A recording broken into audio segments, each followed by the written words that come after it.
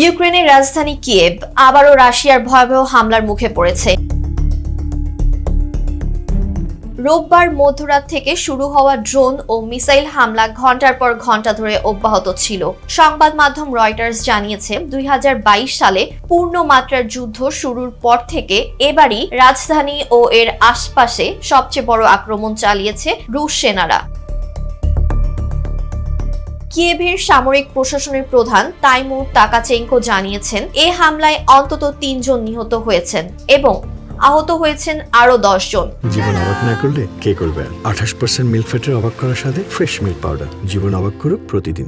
আহতদের মধ্যে 12 বছরের এক কিশোরীর অবস্থাও গুরুতর, যদিও শিশুটির মৃত্যুর খবর সরকারিভাবে নিশ্চিত করা হয়নি।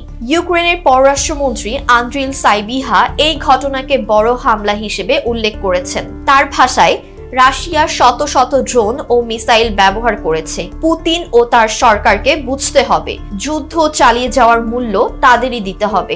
শাস্তিমূলক নিষেধাজ্ঞার মাধ্যমেই এই আক্রমণ থামানো সম্ভব।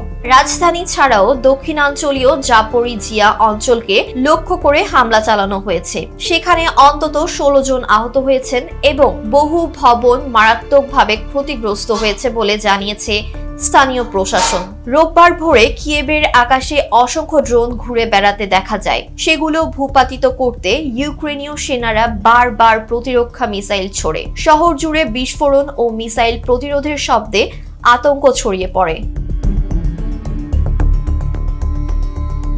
প্রত্যক্ষদর্শীরা জানিয়েছেন, সকাল 9:15 পর্যন্ত হামলা চলতে থাকে। কিয়েভের মেয়র ভিতালি ক্লিচকো জানিয়েছেন, রুশ হামলায় একটি কার্ডিওলজি হাসপাতালে ভয়াবহ অগ্নিকাণ্ডের ঘটনা ঘটেছে। এতে চিকিৎসা কার্যক্রম ব্যাহত হয় এবং রোগীদের অন্যত্র সরিয়ে নেওয়া হয়। ক্রমবর্ধমান হামলার মুখে জীবন বাঁচাতে বহু বাসিন্দা ভূগর্ভস্থ মেট্রো স্টেশনগুলোতে আশ্রয় নিয়েছেন। সাধারণ মানুষের মধ্যে আতঙ্ক ও অনিশ্চয়তা বাড়ছে, আর কর্তৃপক্ষ বলছে এ হামলা রাশিয়ার যুদ্ধ কৌশলের আরেকটি ভয়াবহ দৃষ্টান্ত।